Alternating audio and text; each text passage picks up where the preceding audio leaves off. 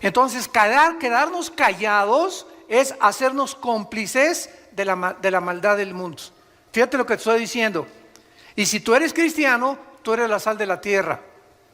Y cuando la sal pierde su sabor, dice en Mateo capítulo 5 el Señor Jesucristo, no sirve más que para ser pisoteada por los demás. El día que nosotros perdamos nuestro sabor y perdamos nuestro testimonio, no sirves para nada. Y la misión por la cual Dios nos llamó para poder realmente bendecir al mundo es para que evitemos hablando, comunicando, predicando, testificando el Evangelio de la gracia de Dios e impidamos que la corrupción del mundo continúe avanzando con la velocidad que actualmente lo está haciendo. Hemos llegado a un grado donde ya es normal, y ese es el peor de los niveles a los que una sociedad pueda llegar, a donde nos acostumbremos que lo que el mundo está aceptando es normal. Pero lo que más me impresiona de todo esto, con el mensaje que vamos a ver de Sardis en el capítulo 3 del Apocalipsis, abran sus Biblias ahí por favor, Apocalipsis 3. Lo más sorprendente de lo que estamos viendo actualmente en el mundo es que las dos más grandes potencias del mundo, Rusia y la China, están en contra de la ideología de género, están en contra de lo transgénero, están en contra del matrimonio homosexual. Son las dos más grandes potencias del mundo, escuchen ustedes, y son ateas. En China todavía es comunista. Rusia, la mayor parte, prevalece el ateísmo. Y las naciones que se dicen cristianas son las que están acostumbrándose a aceptarlo. Yo no estoy de acuerdo con muchísimas cosas que el presidente de Rusia, Vladimir Putin, ha emitido, o la forma como él está actuando en muchas áreas del mundo. Pero acabo de escuchar un discurso de él que me dejó helado. Y dije, estoy 100% en lo que él acaba de decir, criticando a las naciones occidentales de cómo es posible que a los niños los adoctrinen desde niños a tener tendencias con las cuales no nacieron. Como él dice, a los 18 años que cada quien escoja vivir como le da la gana. Pero es un crimen que desde a los niños que no tienen el factor todavía para poder decir entre el bien y entre el mal, les comiencen a enseñar o los comiencen a vestir de mujeres o los comiencen a vestir de hombres. Eso no se vale. Eso no se vale. Y ya lo están haciendo en las escuelas. Y quieren forzarnos a nosotros a que lo aceptemos. Y es un crimen contra los niños. La forma más fácil de destruirlos psicológicamente a una criatura que todavía no forma todavía su forma y su conducta de pensar. ¿Cómo es posible que el mundo esté como esté? ¿Se acuerdan ustedes del libro de Jonás en el capítulo 1? Que él se escapa contra la voluntad de Dios. ¿Y a dónde va Jonás? En dirección opuesta, y se sube al barco donde los marineros que no eran cristianos le dicen a Jonás, pero ¿cómo es posible de que tú puedas hacer esto y esconderte ante esta tormenta? Y los marineros que no eran cristianos le dan ejemplo a José y lo echan a la borda cuando él acepta de que realmente la culpa de la tormenta se debe a él. Y así tenemos cientos de casos en el mundo entero. Y por eso es que nosotros ya debemos de cobrar reacción. El mundo está a punto de irse a una espiral de autodestrucción. Estamos en un mundo demasiado contaminado, demasiado sucio, demasiado perverso y depravado, sobre todo para las generaciones de nuestros hijos y de nuestros nietos. Tenemos que levantar la voz. Tenemos que decir, así dice el Señor. Aquí está la palabra eterna, los cielos y la tierra pasarán, pero mis palabras, dijo Jesucristo, no pasarán. En este mensaje a la iglesia de Sardis, capítulo 3 del Apocalipsis, versículo del 1 al 6, es una iglesia, o fue una iglesia Sardis, que desde luego representa también a muchas iglesias que han subsecuentemente seguido las mismas características o han mantenido las mismas normas que esta iglesia. Esta es la razón por la cual se nos da este ejemplo de estas 7 iglesias. ¿Saben ustedes que las vastas distancias del espacio interestelar son inimaginablemente intensas? Las estrellas más cercanas a nosotros tienen trillones de kilómetros de distancia, y estas distancias han forzado a los astrónomos y a los astrofísicos a poder sacar una unidad apropiada para medirlo, que se llama el año luz.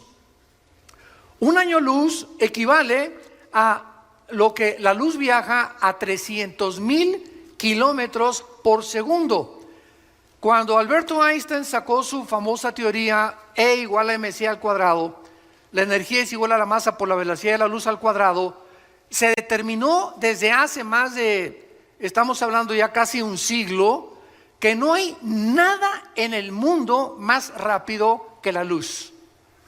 No hay nada. Hace algunos años hubo un físico que dijo que había unos neutrones que viajaban más, etcétera, etcétera, pero descubrieron después que había un error y que estas pequeñas partículas subatómicas no eran más rápido que la luz.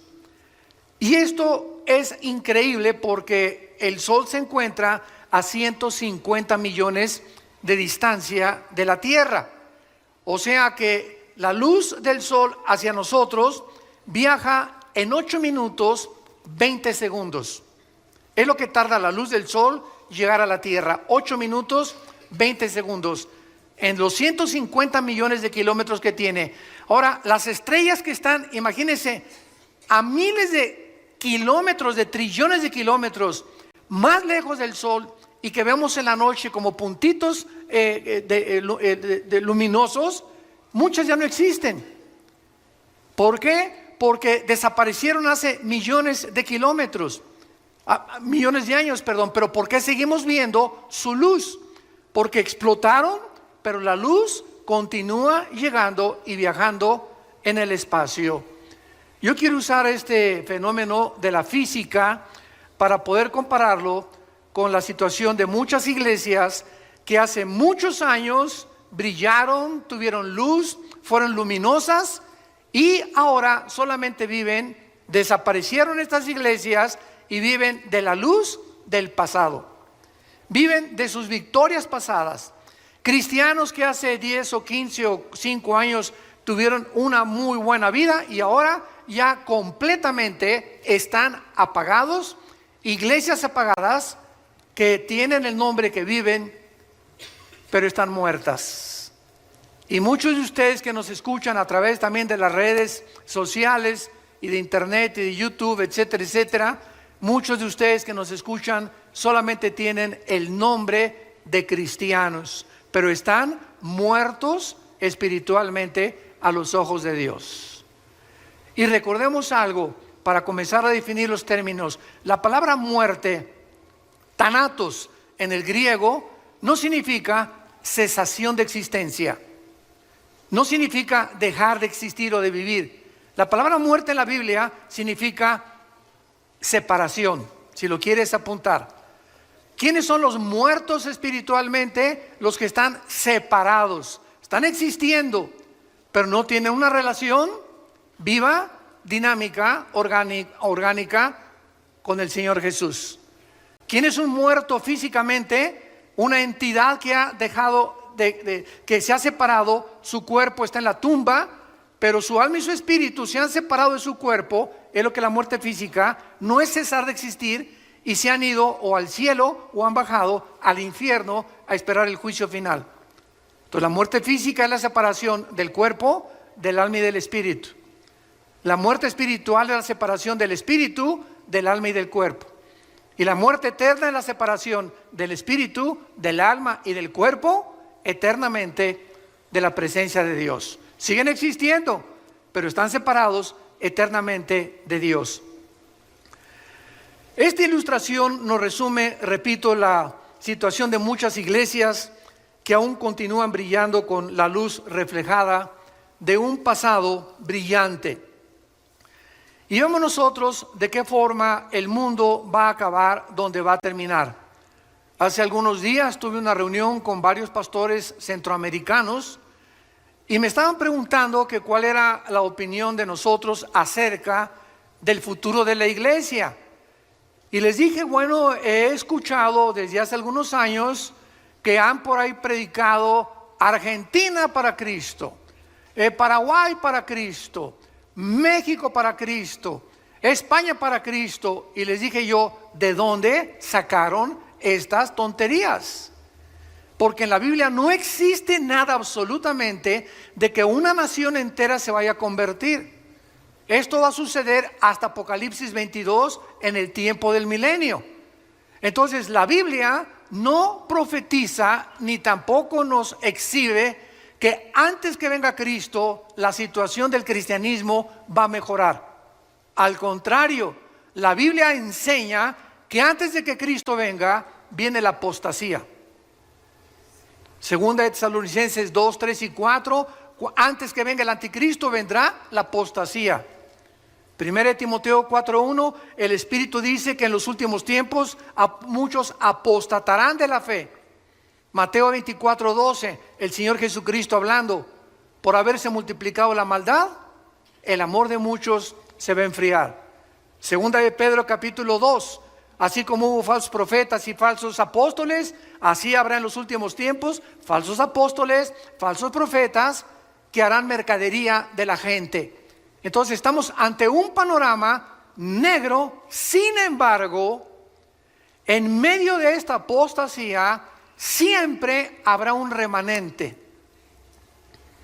Siempre habrá en todas las naciones, en todas las iglesias, un pequeño, muy reducido, muy pequeño de verdaderos cristianos. Y a ese pequeño remanente tú eres el que debes de permanecer y pertenecer. Ese es el remanente que Dios va a cuidar, a protegernos de todo lo que viene en el mundo. Como dice aquí en Apocalipsis capítulo 3, versículo 10, por cuanto has guardado la palabra que yo te he dicho, es mensaje a Filadelfia, te guardaré de la hora de la prueba que ha de venir sobre el mundo. Dios va a proteger a ese remanente.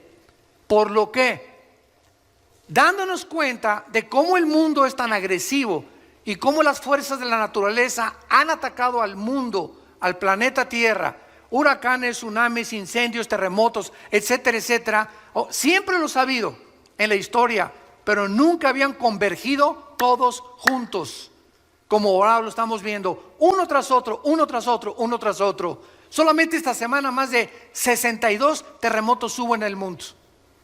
Nada más en 7 días.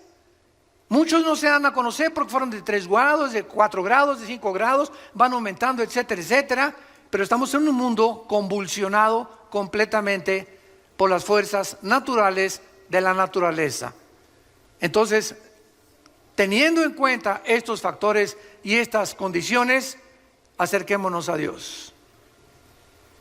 Es tiempo que te acerques a Dios con tu familia y con tu matrimonio. Es tiempo que reunamos a nuestros hijos y les demos testimonio. Es tiempo que a tu novia le des testimonio que es un cristiano. Y no la manosees, no te atrevas a tocarla antes de casarte.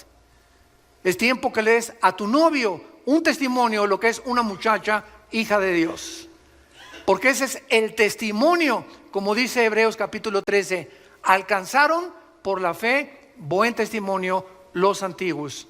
Los testigos que ahí menciona, desde Abel, Noé, Enoc, Abraham, etcétera, etcétera. Y este es el testimonio que hace falta actualmente en el mundo que nos rodea. El mensaje a la iglesia de Sardis dice así: escribe al ángel de la iglesia en Sardis, el que tiene los 7 espíritus de Dios y las 7 estrellas, dice esto: yo conozco tus obras, que tienes nombre de que vives y estás muerto. Sé vigilante y afirma las otras cosas que están para morir, porque no he hallado tus obras perfectas delante de Dios. Acuérdate pues de lo que has recibido y oído, y guárdalo, y arrepiéntete, pues si no velas, vendré sobre ti como ladrón y no sabrás a qué hora vendré sobre ti. Pero tienes unas pocas personas, ahí está el remanente. Tienes unas pocas personas en Sardis que no han manchado sus vestiduras y andarán conmigo en vestiduras blancas porque son dignas. El que venciere será vestido de vestiduras blancas y no borraré su nombre del libro de la vida y confesaré su nombre delante de mi Padre y delante de sus ángeles. El que tiene oído, oiga lo que el Espíritu dice a las iglesias. Sardis fue una de las ciudades más bellas del mundo entero. Fue fundada 1200 años antes de Cristo y fue la capital del reino de Lidia hasta el año 549, 550 antes de Cristo, cuando fue conquistada por Ciro, el emperador o el rey de Persia, que es ahorita Irán. Esta ciudad fue destruida por los jónicos en el año 501 antes de Cristo y finalmente Sardis fue conquistada por Alejandro el Magno. El rey más famoso de Sardis se llamaba Creso con C de Carlos, y estaba la ciudad emplazada en una llanura preciosa junto al río Hermus, en una posición militarmente envidiable porque estaba construida la ciudad como casi en una montaña, como una torre, por lo cual era muy difícil. Solo Alejandro el Magno lo pudo hacer y el rey Ciro de Persia. Era una ciudad riquísima en pepitas de oro. Ahí, dicen los historiadores, comenzaron a encontrarse las primeras pepitas de oro. Cuando Alejandro el Magno conquista a Sardis, esta ciudad se rinde completamente a Alejandro el Magno y absorbe la cultura helénica, que es la cultura de los griegos, y que posteriormente los romanos también la absorbieron, y entonces el mundo comenzó, el europeo y el Asia Menor, a hablar el griego. Vean ustedes de qué forma Dios preparó todo esto para que el Nuevo Testamento que tenemos nosotros haya sido escrito ¿en qué idioma original? En el griego. Así que el Nuevo Testamento, los originales, fueron escritos en el griego, porque el griego y el hebreo son los dos únicos lenguajes que sus letras tienen símbolos de número. Esto se llama gematría. Entonces la B en griego es el 5, la X en griego, ¿no saben? El 10, 2X, 20, 3X, el 50. Ah, ¿verdad? Bueno, sí saben griego. Entonces, esta es la razón también, y aparte que las palabras griegas, como las palabras hebreas, tienen 4 o 5 significados. ¿Qué quiero decirles? Por ejemplo, la palabra padre en español, ¿qué significa? Progenitor, ¿no? Pero también significa bonito. ¿Cómo? ¿Qué padre está el cielo? Oye, ¿qué padre vestido traes? ¿Qué le estás diciendo? ¿Que ese vestido lo engendró quién? No, ¿verdad? Pero vean ustedes cómo usamos barbarismos en todos los idiomas, y entonces usamos palabras que si las queremos traducir no tienen traducción. En inglés, por ejemplo, imagínense, what father is the heaven? Dile eso a un americano y no te va a entender. ¿Qué padre está el cielo? Es algo que pertenece solamente y que nosotros entendemos. Por eso mi esposa y yo, cuando vimos chistes en Estados Unidos, casi nunca los entendemos, y cuando contamos chistes nosotros, sobre todo los de Cantinflas, menos los entienden ellos, ¿verdad? Bueno, esto es impresionante, porque esta es la razón por la cual el griego fue absorbido por las culturas antiguas para preparar el camino a la predicación del Evangelio de la gracia de Dios. El emperador romano Tiberio, ya cuando Roma conquistó a Grecia, reconstruyó esta ciudad de su tesoro personal de 10 millones de sestercios. 10 millones de sestercios equivalen a $1 millón del siglo XXI. Los mejores gladiadores de Roma salieron de Sardis y la mayor parte de los gladiadores se degeneraron por todo el ambiente que había en la ciudad y en el Imperio Romano, y entonces, ¿verdad? Y el libertinaje que existía, y pues fue una de las cosas que terminaron también con estos guerreros de esos tiempos. Las personas de Sardis adoraban a la diosa Cibeles. Me acuerdo que ahí en Tecamachalco, en México, hay una calle que se llama La Fuente de Cibeles. Bueno, esa palabra Cibeles viene de la diosa de Sardis, que también tenía el nombre de Artemisa, que era la diosa de la fertilidad.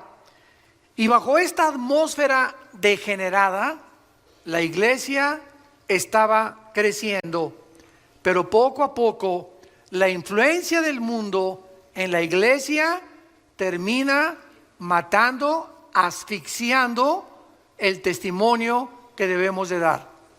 Y esta es la razón por la cual Dios escribe estos mensajes en el Apocalipsis, y de las 7 iglesias a 5 las llama a que se arrepientan. Porque si Cristo viene ahorita saliendo el servicio, o hoy en la noche, o mañana, o dentro de un año o varios años, y tú te encuentras en la condición en la que tú te encuentras actualmente, te vas a quedar. Te vas a quedar. Porque ya las trompetas del Apocalipsis oyen en el cielo, y va a haber millones de personas que llenan actualmente las iglesias que se dicen cristianas en el mundo entero, que no se han arrepentido nunca de su vida.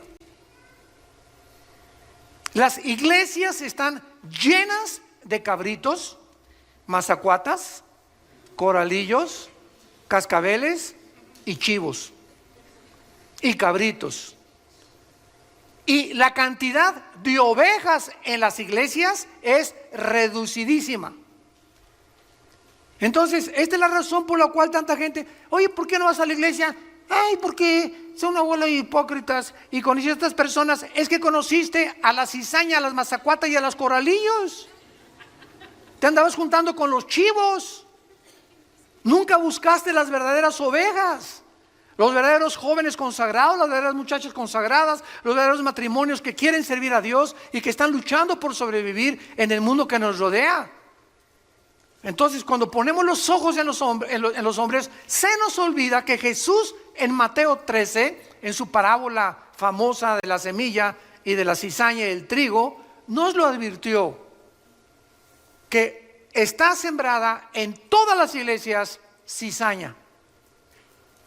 Están personas infiltradas, sin que lo sepan ellas, movidas por poderes espirituales enemigos de Dios, para hacer tropezar a las ovejas, para hacer mala influencia a matrimonios, para que de alguna forma comience el leudamiento de la iglesia.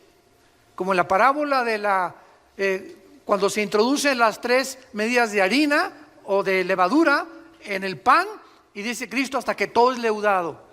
Y ahí simboliza a una mujer como la persona que se leuda todo, porque es el símbolo de la iglesia apóstata, la gran ramera de Apocalipsis 17. ¿Quién es la gran ramera de Apocalipsis 17? El conjunto de todas estas iglesias que tenían nombre, que vivían y estaban muertas.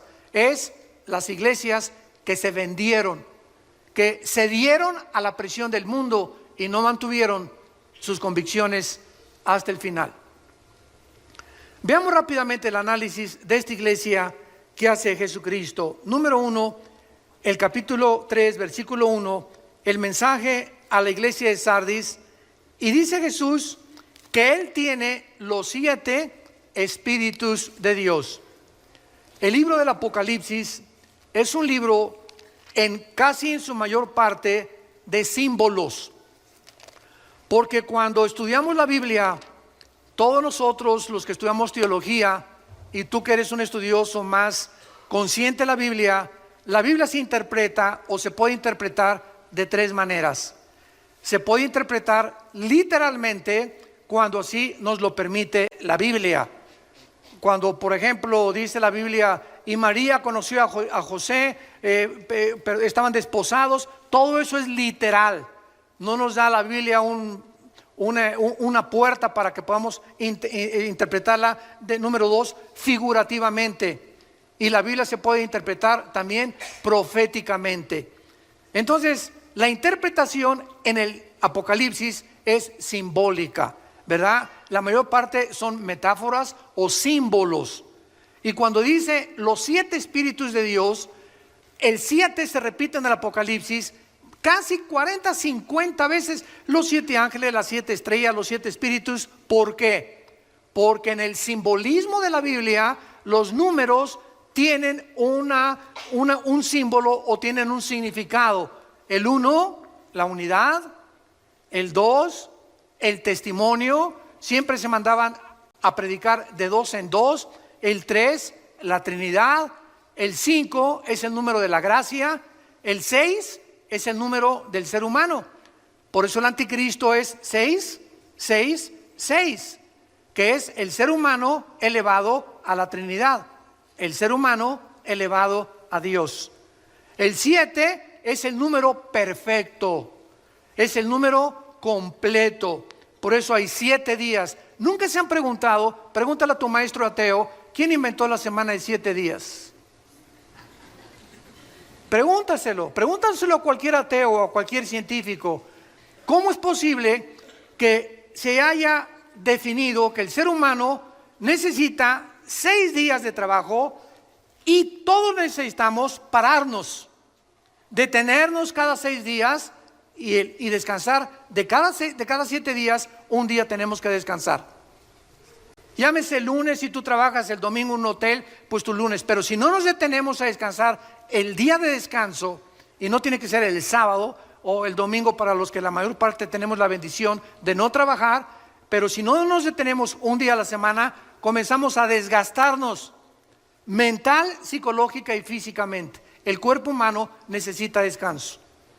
Y el día de descanso, olvídate de tus cálculos, de tu trabajo, de tu carpintería, de tu taller, de tu bufete de abogados, de tu consultorio médico. Olvídate de todo. Vete el partido. Bueno, ya hasta ahorita Real Madrid, Barcelona. Va ganando Barcelona 1-0.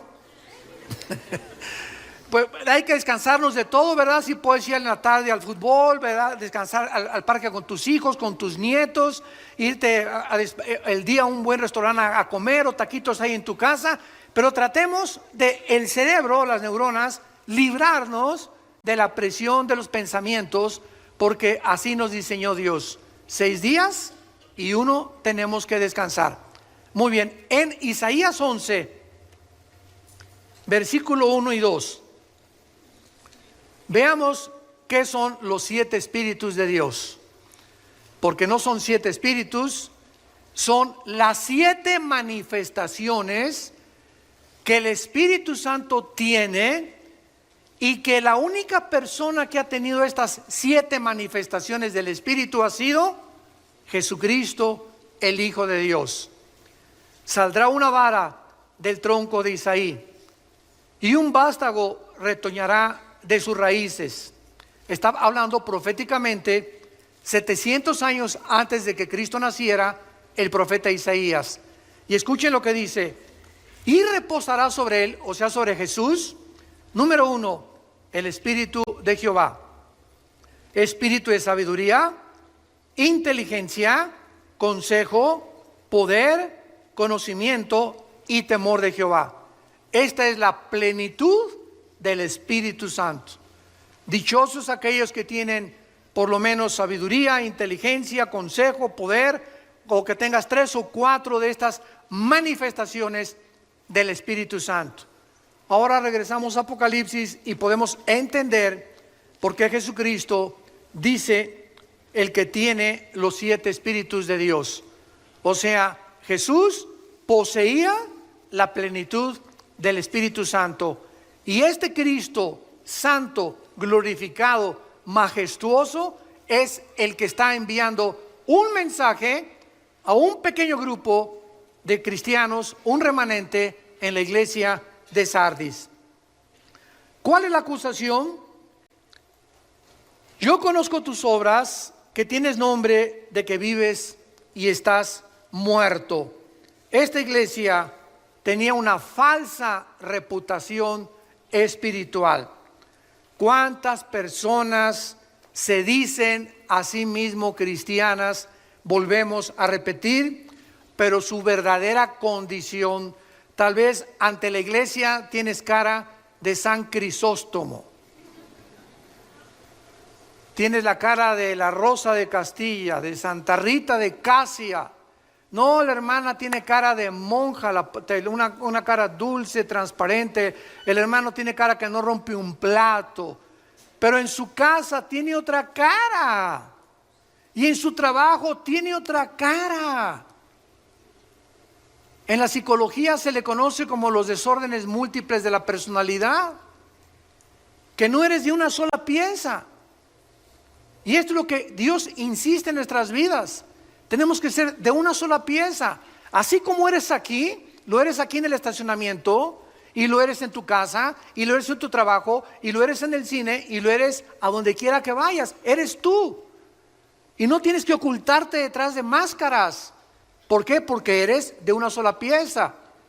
Y está demostrado esto psiquiátricamente, que una persona que tiene 2 o 3 personalidades es una persona que se está desintegrando en su carácter. Porque no ser como tú eres con tus amigos, sin que nos demos cuenta, el cerebro no acepta estas condiciones o actitudes negativas y te comienzas a desintegrar. ¿Qué me refiero que te comienzas a desintegrar? Tu conducta comienza a desvariar. Comienzas a hacer cosas que ya no son normales, que ya son completamente, muchos antisociales, otras inmorales, pero ya no eres la persona que eres. Y esas cosas que tú haces, no te das cuenta. Este es el engaño más grande del pecado humano, que el pecado endurece y engaña el corazón. Dice Jeremías 17:9, engañoso es el pecado sobre todas las cosas, perverso y engañoso el corazón. Entonces, estas personas llegan a la iglesia y no se han dado cuenta lo que son. Crees que eres y no eres. ¿Por qué lo crees? Porque estás engañado. Si no estuvieras engañado, te darías cuenta de tu verdadera condición. Ahora, ¿a qué venimos a la iglesia? A que se nos corra el velo, a que haya un apocalipsis, a que Dios nos corra la cortina y nos muestre cómo somos. Porque es el mensaje de la palabra de Dios. La palabra de Dios es como una espada de 2 filos que penetra y parte el alma y el espíritu y discierne las intenciones y los pensamientos del corazón. Nada más que la exposición a la Biblia nos puede mostrar nuestra verdadera condición delante de Dios. Tus amigos te van a decir una cosa, no, tú te pareces a Sansón. No, que Rambo ni que Rambo, tú eres el papucho de papuchos de Metepec. No, hermana, tú estás bien, ¿verdad? Por aquí, por allá. Todos estamos rodeados de gente que nunca podrán asomarse a nuestro corazón más que Dios. Dichosos los que escuchan y leen las palabras de esta profecía, porque el tiempo está cerca. Déjale a Dios exhibirte, que nos corra realmente las cortinas, que te veas como es, porque Dios nos toca la llaga. Y cuando tú oyes que eso te llega a ti y que te pones el sombrero o el saco porque a ti te está quedando lo que estás escuchando, dichoso seas si hoy te arrepientes. Dichoso seas, bendito seas, que le digas, Padre, yo no quiero ser así, gracias por mostrarme esa cara que estaba engañado que yo tenía, ya no quiero ser así. Entiendo que solo tú me puedes cambiar, perdóname, lávame con tu sangre preciosa, Jesús, entra a mi vida como mi Salvador, te necesito, Señor. Dichoso seas si por esa puerta esta mañana tú sales con estas condiciones en tu corazón. Vemos nosotros que esta muerte espiritual está conectada siempre con el pecado. ¿Cuáles son las señales de peligro de una iglesia que se está muriendo? Porque ahorita vemos cantidad de iglesias, repito, por afuera, ¿no? Y lámparas persas y candelabros chinos de Francia. Y parecería pues que es una iglesia próspera, porque ahorita se mide la iglesia por la cantidad de gentes o por la calidad que existe en la construcción, de que es una iglesia próspera. Ese es el termómetro del siglo XXI, pero los pensamientos de Dios no son nuestros pensamientos. Y no estamos en este momento en contra de que hay iglesias grandes. Gracias a Dios las que son grandes y las que tienen la ventaja de tener un buen recinto. No estamos en contra de eso. Estamos en contra de que se enfoquen solamente en eso nada más, como lo vamos a ver a continuación. ¿Cuándo son las señales de peligro de que una iglesia se está muriendo? Cuando las actividades de la iglesia se enfocan en actividades sociales o de construcción en lugar de un cambio del corazón de las gentes mediante el evangelio y la predicación de Jesucristo. Cada vez que nosotros tenemos oportunidad de platicar con pastores, y tengo muchos amigos pastores, gracias a Dios, y somos un cuerpo todos, siempre a muchos de ellos les pregunto: ¿cuántos estudios bíblicos tiene tu iglesia? Pues tenemos la femenil el miércoles y tenemos 3 servicios el domingo. Le digo, pero entre semana no hay discipulado. ¿Quiénes son tus hombres? Le pregunto yo a mis hermanos pastores, ¿quiénes son tus hombres que tienes a tu alrededor? Tus Timoteos. ¿No tienes un grupo de 3 o 4 hombres a quienes te estés dedicando más tiempo que a todas las demás iglesias, que a todas las demás ovejas, y que los estés discipulando para que estas personas el día de mañana te ayuden a ser los pilares de la iglesia? Porque una iglesia que tiene 500 miembros necesita 3 pastores. Imposible que un pastor alimente a 500 ovejas, imposible. Aconseje, vaya a los velorios, vaya a los hospitales, etcétera, etcétera. A las 2 de la mañana contesta el teléfono que le dio un planchazo a su esposo, a la esposa. Imposible. Entonces, las columnas que sostienen una iglesia son los varones. La iglesia es un conjunto, se les llama en el Nuevo Testamento ancianos. No de edad, porque es la palabra presbúteros, ancianos, sino líderes espirituales que nos ayudan a los que levantamos iglesias a poder delegar las responsabilidades, porque si no lo hacemos, acabamos en el psiquiátrico. Entonces, si una iglesia no tiene estudios bíblicos y no está discipulando entre semana a las iglesias, es una iglesia que ya se le olvidó el mandamiento de Mateo 28, 19 y 20, la gran comisión. Todos se lo saben de memoria. Muere Cristo y sube al cielo y dice: toda potestad me es dada en los cielos y en la tierra. Id y predicar el evangelio y hacer discípulos en todas las naciones. ¿Qué es hacer un discípulo? Hacer seguidores. La palabra discípulo es matetus en el griego, matetus, que significa el que sigue a otro. Eso es lo que es un discípulo. Vean lo que Jesús dijo en Juan capítulo 8, versículo 31 en adelante. Esto es impresionante porque Jesús estaba hablando a los que ya habían creído en Él. Juan 8, 31. Dijo entonces Jesús a los judíos que habían creído en Él.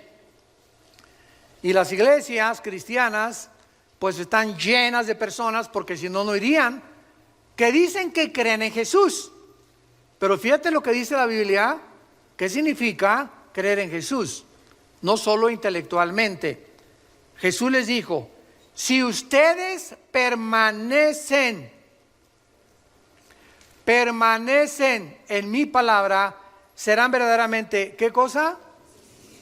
O sea, si ustedes continúan también todos los días tus devocionales en tu casa, estudios bíblicos en la iglesia, etcétera, etcétera, entonces te conviertes de cristiano a discípulo.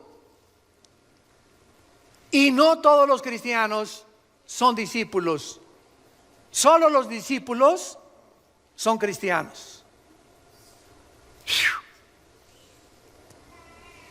Y conocerán la verdad, y la verdad os hará libres. ¿Por qué hay tantos cristianos que se dicen cristianos, que vienen a las iglesias y todavía celebraré Halloween? ¿Pondré árbol de Navidad en diciembre? ¿Qué tan apretados deben las mujeres llevar los pantalones? ¿Deben de tatuarse los jóvenes? Siempre están con tonterías de esas, fijándose siempre en estas cosas superficiales que no es lo que hace un verdadero cristiano. Pero son esta clase de gente que están en todas las iglesias. No nos asustemos si tú oyes que en la nuestra también hay ese tipo de personas. Las hay, porque así es la iglesia, una mezcla de cizaña con trigo, y no salen de eso. En otras palabras, igual que los fariseos, siempre están buscando agradar a Dios por sus obras, por cómo se visten, por cómo se pintan, por lo que hacen. Si ponen árbol de Navidad, yo no puse árbol de Navidad, pon una palomita de arriba, Miguel. ¿Se imaginan ustedes? En Navidad el Señor, a ver, el arcángel Miguel, vayan a ver quién no puso árbol de Navidad y le ponen paloma. Los que pusieron árbol de Navidad, aunque estén contentos y llenos de la gracia y del Espíritu Santo, ponles una tacha, porque a mí no me gustan las esferas. Por el amor de Dios, ya entendamos lo que es el cristianismo. Es algo interno del corazón. Romanos 14, el reino de Dios no consiste en bebida, comida, lo que hagamos, sino en gozo y paz en el Espíritu Santo. No le preguntes, ¿tiene los tatuajes? Pregúntale si tiene gozo y paz en su corazón. Y por el amor de Dios, un gordo no se atreva a criticar a alguien que está tatuado. Yo se los he dicho. ¿Por qué, hermano? Porque tú no eres un templo del Espíritu Santo, eres una catedral del Espíritu Santo. Tú le estás haciendo más daño a tu cuerpo que alguien que se puso un dibujo ahí en el brazo o en la panza o en el ombligo. Así que la Biblia dice que somos templo del Espíritu Santo, que es nuestro cuerpo, cuidámoslo. Entonces no nos atrevamos, es lo que les digo, apuntar un dedo así, porque hay tres que nos apuntan a nosotros. Cada vez que tú haces así, hay tres apuntándonos a nosotros. Cuidemos la forma en la que nosotros vivimos ya. Tenemos que madurar. Regresamos a Apocalipsis. Y ojalá que sigan aprendiendo hoy cosas más intensas del Espíritu de Dios. Tienes nombre de que vives y estás muerto. Vemos pues nosotros que hay una fe que puede ser imitada. Hay una fe que puede ser imitada. O sea, hay un arrepentimiento que no es arrepentimiento, es remordimiento. Y veamos nosotros en 2 Corintios capítulo 7 la diferencia entre el remordimiento y el arrepentimiento. 2 Corintios 7, versículo 10. Porque la tristeza que es según Dios, o sea, cuando realmente nuestra tristeza es el fruto de que Dios está trabajando en nuestro corazón, produce arrepentimiento para salvación, de que no hay que arrepentirse, pero la tristeza del mundo produce muerte. En otras palabras, llega una muchacha o una persona, hermano, pues caímos en la fornicación o hice este pecado y el otro, hay una tristeza tremenda en mi corazón. Hay que fijarnos que esa tristeza no sea porque voy a tener que recoger la cosecha y ahora quién me va a poder a recoger con mi niño, voy a quedar embarazada, que soy madre soltera. Esa tristeza no es de Dios. Esa tristeza es porque estás teniendo miedo de lo que la gente diga y de las consecuencias que vas a tener. Pero cuando nuestra tristeza es, Señor, te he ofendido, no me importa lo que la gente diga, quiero tu perdón. En ese momento sabemos que somos perdonados, 1 Juan 1:8, porque la sangre de Cristo nos limpia de todo pecado, y de ahí en adelante ya no vivo con vergüenza, porque no tengo que arrepentirme. Ya me arrepentí y lo creo, porque la sangre de Cristo tiene poder. ¿Me siguieron con cuidado? Esa es la diferencia. Judas se arrepintió. A ver, aquí tenemos a dos hombres, a Pedro y a Judas. Los dos cometieron alta traición. Los dos negaron a Cristo. Los dos desobedecieron a Cristo. Sin embargo, la Biblia dice que hay una diferencia entre Pedro y entre Judas cuando los dos eran culpables de alta traición. Pero cuando Pedro cometió el pecado de negar a Jesucristo, lloró amargamente porque sabía que Jesús era el Hijo de Dios y sabía que lo había traicionado. Pero no se quitó la vida como se la quitó Judas. Judas agarró las 30 monedas de plata y las aventó a los sacerdotes y fue y se ahorcó. Y dice la Biblia que se rompieron las cuerdas, cayó sobre piedras y se le salieron todos los intestinos a Judas. Así murió Judas. Si él hubiera creído que Jesús era el Hijo de Dios, no se hubiera matado. No se hubiera quitado la vida. Hubiera creído que hay perdón en la cruz que iba Cristo a enfrentar. Pero él no creyó nunca en Cristo. Él nunca fue salvo. Jesús mismo dijo en Juan que era un diablo desde que Dios lo llamó. Y formaba parte del plan de Dios para demostrarnos que siempre, siempre, siempre habrá gente cerca de ti y cerca de nosotros, diablos. Y muchas veces tarda tiempo en descubrir quiénes son nuestros verdaderos amigos. Los que verdaderamente en tiempo de la prueba están con nosotros o están contigo. Es el mundo que vivimos. No todo es angelitos, no todo es Disneylandia, no todo es Reino Ventura. Estamos en un mundo donde hay lobos rapaces junto a ti, atrás de mí, a tu derecha y a tu izquierda. Es un mundo muy feo el que vivimos, y si estamos bajo el amparo del Señor, Él nos cuidará, nos fortalecerá, nos librará del lazo del cazador, de la peste destructora, y mandará sus ángeles a que nos rodeen. ¿Por qué? Porque en Él hemos puesto nuestra confianza. El Salmo 91. Hay una fe que no es real, hay una creencia que no es real. En Hechos capítulo 8, Simón el mago creyó. ¿Se acuerdan ustedes? Pero en realidad, él quería el don del Espíritu Santo, oigan esto, para hacer negocio. ¿Cuántos pastores que me escuchan a través de las redes sociales están entrando al ministerio porque fracasaron como ingenieros, como arquitectos, o por lo que quiera, y están buscando un modus vivendi y se meten de pastores para hacer dinero? Cosa que te equivocas, gana nada más de mecánico que de pastor. Va a tardar muchos años para que Dios pueda levantar tu iglesia, muchos años. Pero todos ya quieren así, a la marucha, una iglesia a la marucha. Ya a los 2, 3 años tengo una iglesia, 500 miembros, etcétera, etcétera, y ya, ¿sabes una cosa? Es un camino muy largo que recorrer, pero muy largo. Nosotros los 3 años cuando Dios me llamó al ministerio, estuve 3 años viviendo con indígenas entre Guerrero y Oaxaca, de misionero, durmiendo en el suelo, tapándome en pisos de adobe con periódicos, y mi cojín era un ladrillo envuelto con 3 o 4 periódicos del Excelsior de aquel tiempo, y del Esto, y de la revista Alarma, que también se vendía en aquel tiempo. 3 años, y después 4 o 5 años de muchísimos padecimientos y una pobreza impresionante. Así que no es de la noche a la mañana cuando Dios nos bendice. Dios bendice la perseverancia. Y pasan muchos años para que tu corazón sea probado, que tú realmente eres un hombre y una mujer de Dios. Y en las pruebas lo vas a manifestar. Hay una santidad que no es real. Joás, el rey de Judá, se recubrió con un manto de santidad irreprochable, ¿verdad? Y Judas, ¿quién más que Judas? ¿Quién se iba a imaginar en la última cena cuando Jesús dice, uno de ustedes me va a traicionar? Nadie de los discípulos ni por acá les pasó que iba a ser Judas el traidor. Estaba tan perfectamente bien disfrazado y camuflajeado que nadie lo pudo saber, pero el Señor conoce los corazones. Hay un amor también que no es real, que solo consiste en emociones.